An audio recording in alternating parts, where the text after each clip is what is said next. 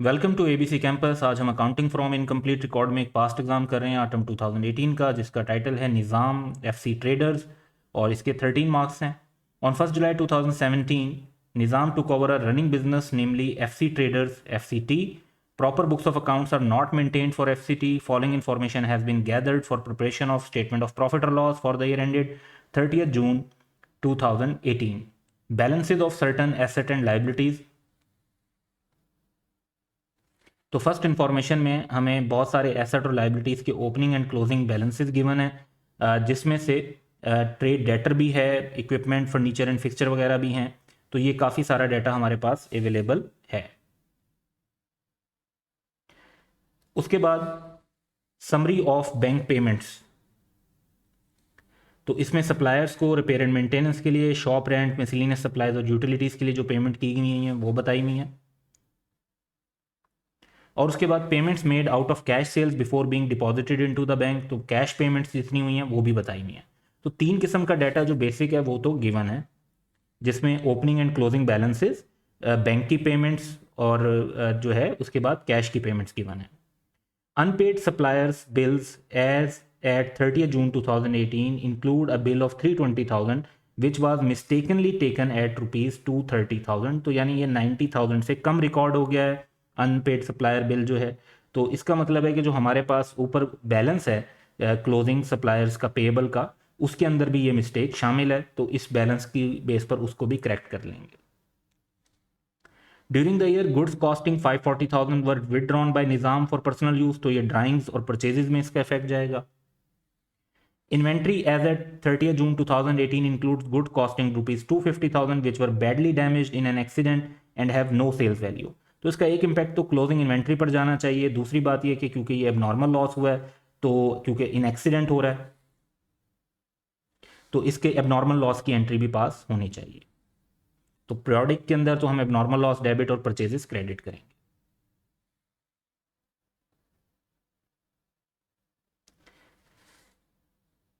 Next हमें markup on goods दिया हुआ है। तो गुड्स 50% गुड्स जो हैं वो कैश काउंटर पर सेल होती हैं, उन पे मार्कअप 35% है। 20% गुड्स जो हैं वो राइडर्स के थ्रू सेल की जाती हैं कैश पे, और उन पे 40% मार्कअप है। और 30% ऑफ गुड्स जो हैं वो क्रेडिट पर सेल होती हैं और उन पे 45% मार्कअप है। तो मार्कअप ही है तीनों टाइप की सेल्स पर, लेकिन जो रेशियो है वो डिफरेंट है। तो हमें सेल्स कैलकुलेट करने के लिए इन तीन एरियाज को सेपरेट कंसीडर करना पड़ेगा। Riders are entitled to 3% commission, तो वो सिर्फ उस सेल पर होगा जो थ्रू राइडर्स होती है, यानी 40% of the sales. Fixed asset at 30th June 2018 are to be depreciated at 10% per annum, तो ये स्ट्रेट फॉरवर्ड डेप्रिसिएशन गिवन है। Salaries and wages for June 2018 amounting to ₹165,000 were paid on 5 July 2018। तो आपका जो year है and है वो 30th जून में हो रहा है, पेमेंट ईयर एंड के बाद हो रही है। तो ये एक्रूड सैलरीज हैं, इनको हम एक्सपेंस में और एक्रूड लाइबिलिटीज़ के अंदर अकाउंट फॉर कर देते हैं।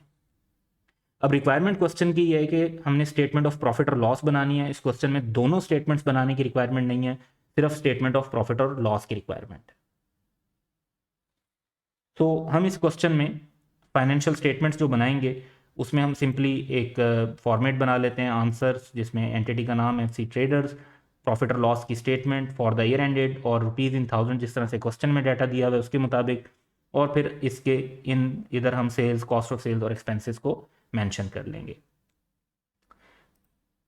टी अकाउंट्स की जहां हमें ज़रूरत पड़ेगी, जिसमें एक टिपिकली हमें नज़र आ रहा है कि पेबल और सप्लायर से रिलेटेड काफ़ी इश्यूज हैं। तो एक तो हमारा ट्रेड पेबल का अकाउंट बनना चाहिए।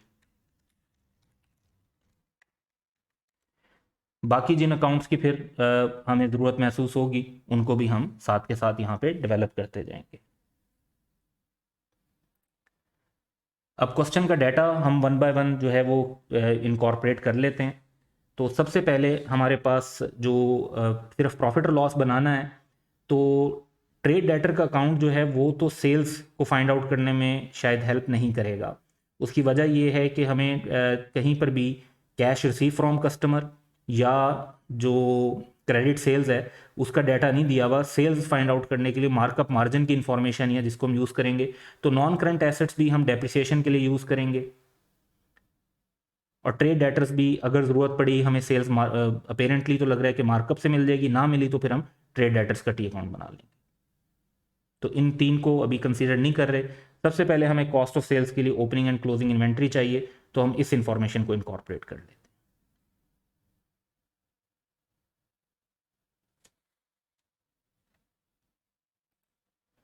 सो प्रॉफिट और लॉस में आकर हम एक सेल्स के बाद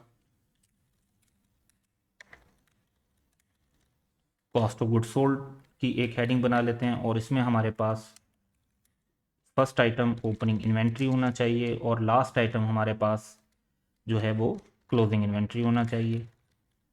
बीच में हम परचेज वगैरह की जो भी एडजस्टमेंट्स हैं उनको इनकॉर्पोरेट कर देंगे। तो ओपनिंग इन्वेंट्री की वैल्यू हमें गिवन है 2800 और क्लोजिंग इन्वेंट्री की वैल्यू हमें गिवन है 2150। Next, unused miscellaneous supplies. Miscellaneous supplies से मुराद ये है कि बिजनेस में जैसे पेट्रोल, डीजल, या अगर आपका कह लें कि जी रूटीन के जो आइटम्स हैं वो आपके पास पड़े हुए हैं, तो स्टेशनरी के जैसे आइटम होते हैं या और इस तरह की जो बिज़नेस में सप्लाईज यूज़ हो रही होती हैं, तो उसका स्टॉक पड़ा हुआ है, इसको बिल्कुल प्रीपेमेंट की तरह डील करते हैं। तो इसका भी हमारे पास ओपनिंग और क्लोजिंग बैलेंस गिवन है, तो इसका टी अकाउंट बना लेते हैं।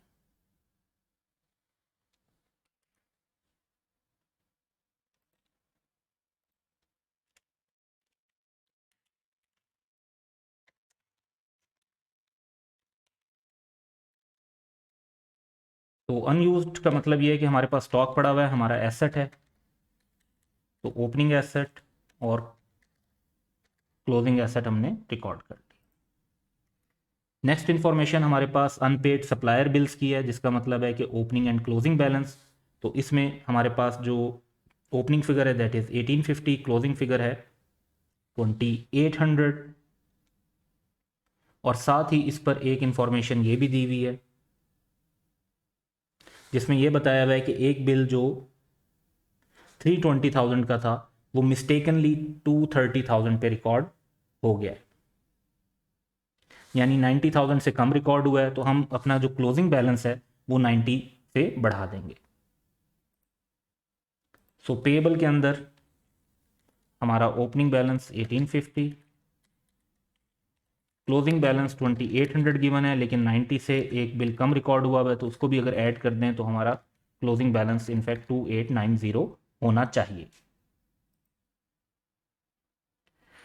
इसके बाद शॉप रेंट पेएबल है, ये एक एक्रूवल है, तो इसका भी ओपनिंग और क्लोजिंग बैलेंस हमें गिवन है, तो इसको भी हम टी अकाउंट के अंदर रिकॉर्ड कर लेते हैं।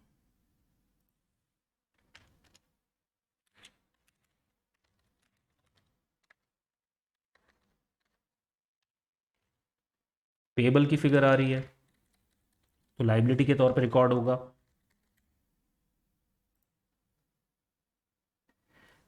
नेक्स्ट हमें जो आइटम्स दिए हुए हैं उनमें हमें फोकस करना होगा कि हमारे रेलिवेंट आइटम, क्योंकि प्रॉफिट और लॉस बनाना है सिर्फ, तो एक्सपेंस से किनका ताल्लुक है। तो सप्लायर्स को तो हम टी अकाउंट के अंदर डील करेंगे, शॉप रेंट का भी टी अकाउंट बनाया हुआ है हमने, और मिसलिनियस सप्लाईज का भी टी अकाउंट बनाया हुआ है। तो इन तीन आइटम्स को तो हम टी अकाउंट के अंदर रिकॉर्ड कर देते हैं।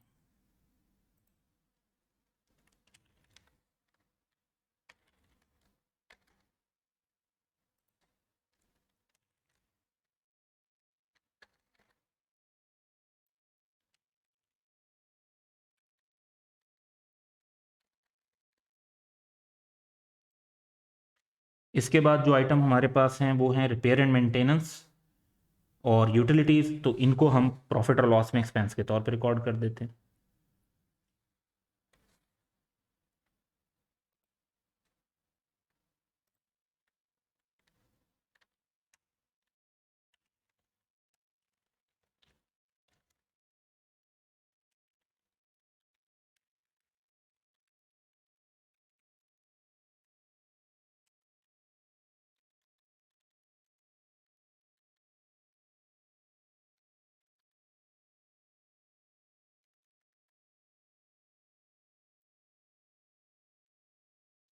इसके बाद जो पेमेंट्स हमें दी गई हैं उसमें सैलरीज एंड वेजेस की भी पेमेंट है, इसका एक्रूवल भी आगे दिया हुआ है, तो इसको भी एक्सपेंस में रिकॉर्ड कर लेंगे। परचेज ऑफ इन्वेंट्री ये कैश परचेजेज हैं तो इनको भी रिकॉर्ड कर लेते हैं। और part payment to sales commission to rider, अगर तो हमें राइडर का पेबल निकालना होता तो उसके लिए हम देखते कि 3% कमीशन कितना बनता है और उसमें से पार्ट पेमेंट जो हो गई बाकी पेबल रिकॉर्ड होता। लेकिन अब हमें इस वैल्यू की ज़रूरत नहीं है क्योंकि हम स्टेटमेंट ऑफ फाइनेंशियल पोजीशन नहीं बना रहे, तो हम सैलरीज एंड वेजेस और परचेज ऑफ इन्वेंट्री को रिकॉर्ड कर देते हैं।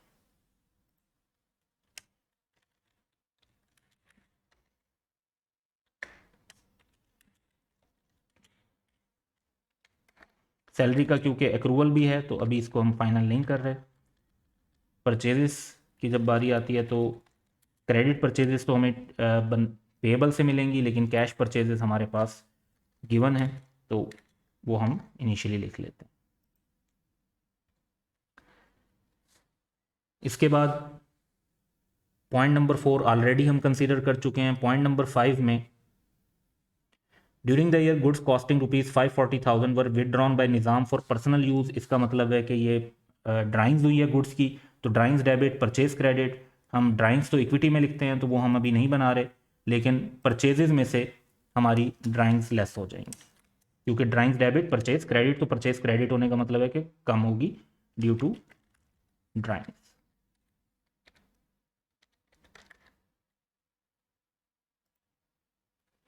नेक्स्ट आइटम है कि इन्वेंट्री हमारी जो है वो डैमेज हो गई 250 से, तो हमें इन्वेंट्री को रिकॉर्ड करना चाहिए 250 से। इसका एबनॉर्मल लॉस भी रिकॉर्ड करना चाहिए, परचेजेस में से वो अमाउंट लेस हो जाएगी और हमें अपनी क्लोजिंग इन्वेंट्री की वैल्यू भी जो है वो एडजस्ट करके शो करनी चाहिए। तो हमारे पास जो इन्वेंट्री की वैल्यू गिवन है वो 2400 क्लोजिंग गिवन है, तो हम इसमें से 250 लेस करके शो करेंगे।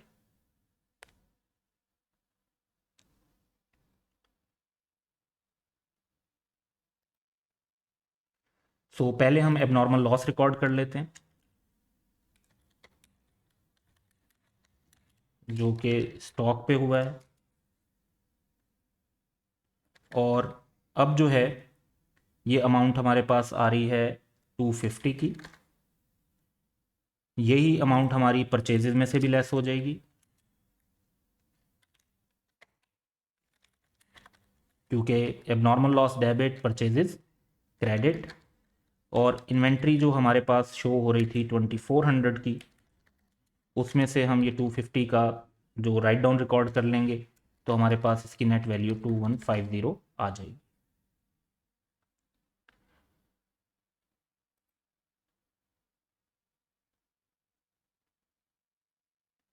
नेक्स्ट इन्फॉर्मेशन जो है वो हमारे पास मार्कअप से रिलेटेड है। तो गुड्स हमें पता है कि 50%, 3 तरह की गुड्स हैं, 50% of goods, 20% of goods and 30% of goods. और मार्कअप जो है वो रेलिवेंट 35, 40 एंड 45% रिस्पेक्टिवली दिया हुआ है। सेल्स जो हो रही है वो काउंटर, राइडर और क्रेडिट पर हो रही है, तो इस इंफॉर्मेशन को यूज़ करेंगे और इस इंफॉर्मेशन को यूज़ करते हुए हम अपनी सेल्स कैलकुलेट कर लेंगे। तो सबसे पहले हम वो सेल्स लेते हैं जो काउंटर पे हुई है, फिर हम लेंगे जो हमने क्रेडिट पर की है, और फिर हम लेंगे जो राइडर्स को की गई है, राइडर्स के थ्रू की गई है।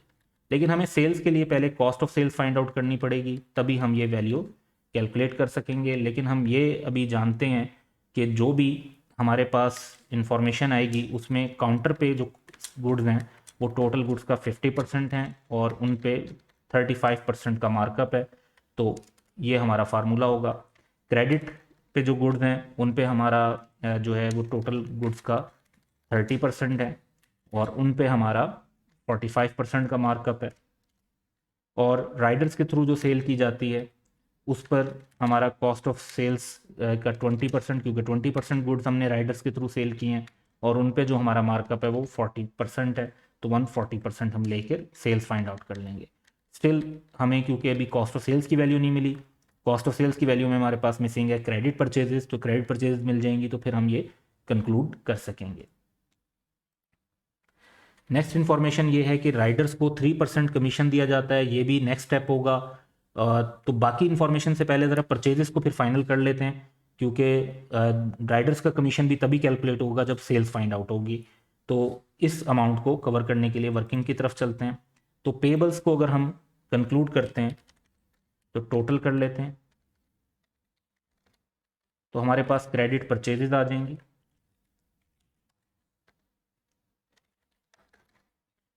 $14,640।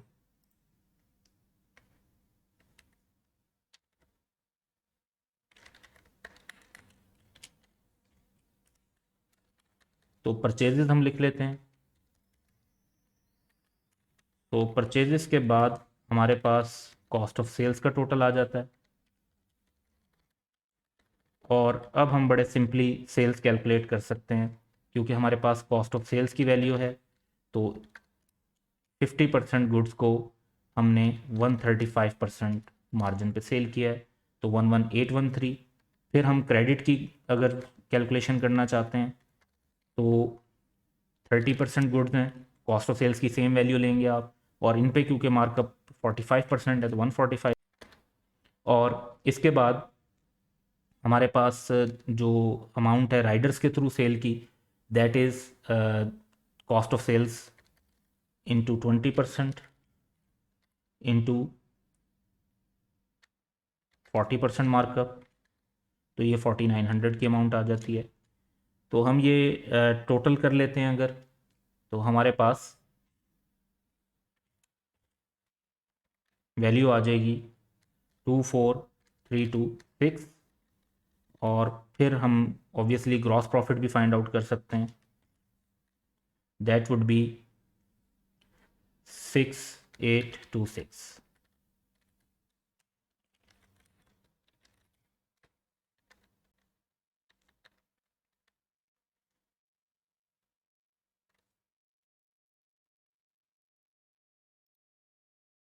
सो अब हम राइडर्स का कमीशन कैलकुलेट कर सकते हैं,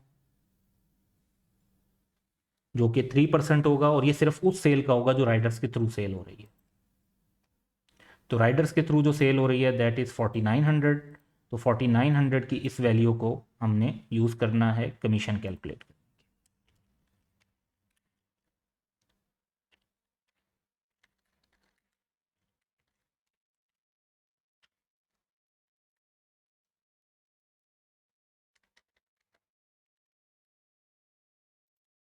देन वी हैव इंफॉर्मेशन के फिक्स्ड एसेट्स जो हैं उनको 10% के हिसाब से डेप्रिशिएट करना है। तो फिक्स्ड एसेट की इंफॉर्मेशन क्वेश्चन में गिवन है।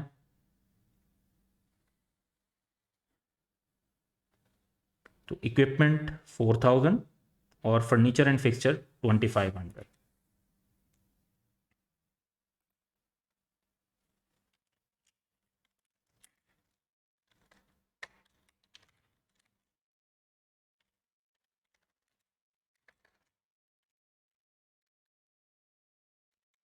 $400 की डेप्रिसिएशन, फर्नीचर एंड फिक्सचर पे 2500 का 10%, दैट वुड बी 250। और सेकंड इम्पैक्ट एक्यूमुलेटेड डेप्रिसिएशन में जाना है, लेकिन हमें वो इस क्वेश्चन में डेवलप नहीं करना। लास्ट इंफॉर्मेशन के तौर पर हमें सैलरीज एंड वेजेस बताई हुई हैं, जिसमें 165,000 का एक्रूवल है।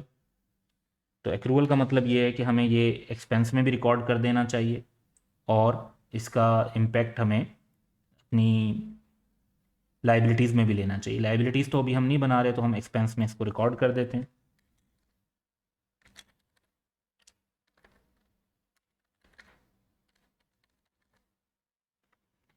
तो अब हम क्वेश्चन की वर्किंग्स की तरफ आते हैं। तो मिसलिनियस सप्लाईज का टोटल करते हैं। तो हमारे पास प्रॉफिट और लॉस में जो फिगर जानी चाहिए that should be 700। Shop rent को देखते हैं इसी तरह। तो टोटल्स करने के बाद जो प्रॉफिट और लॉस में फिगर जानी चाहिए that is as a balancing figure 2200। तो इन एक्सपेंसेस मिसलिनियस सप्लाईज का एक्सपेंस हमारा वर्किंग 2 से फाइंड आउट हमने किया, दैट वुड बी 700। शॉप का जो रेंट है वो वर्किंग 3 में हमने आइडेंटिफाई किया 2200। तो इस तरह से हमारे एक्सपेंसेस की कैलकुलेशन भी कंप्लीट हो जाती है। एक्सपेंसेस का टोटल कर लेते हैं। तो दैट वुड बी 8062 और ग्रॉस प्रॉफिट में से ये एक्सपेंसेस निकालेंगे तो एक्सपेंसेस ज़्यादा हैं, ग्रॉस प्रॉफिट कम है, तो हमारे पास जो है नेट लॉस आ जाएगा एंड दैट वुड बी 1236। तो 1236 का हमारे पास नेट लॉस आ गया और क्वेश्चन हमारा इस यहाँ पे कंप्लीट हो गया। तो सेल्स थोड़ी सी डिफरेंट थी कि डिफरेंट पोर्शन में लेकर आपने डिफरेंट मार्कअप अप्लाई करने हैं। बाकी कॉस्ट ऑफ सेल्स में ड्राइंग्स और एबनॉर्मल लॉस का भी ख्याल रखना था जो गुड्स की डैमेज की वजह से हुआ। जो एक्सपेंसेस थे ये मोस्टली जो है ना स्ट्रेट फॉरवर्ड थे। वर्किंग में हमने सिर्फ ट्रेड पेबल की वर्किंग परचेजेस फाइंड आउट करने के लिए बनाई, मिसलिनियस सप्लाईज और शॉप रेंट का टी अकाउंट बनाया ताकि एक्रूअल प्रीपेमेंट की बेस पर इनको हम कैलकुलेट कर सकें। So that's all for the today. Have a good day.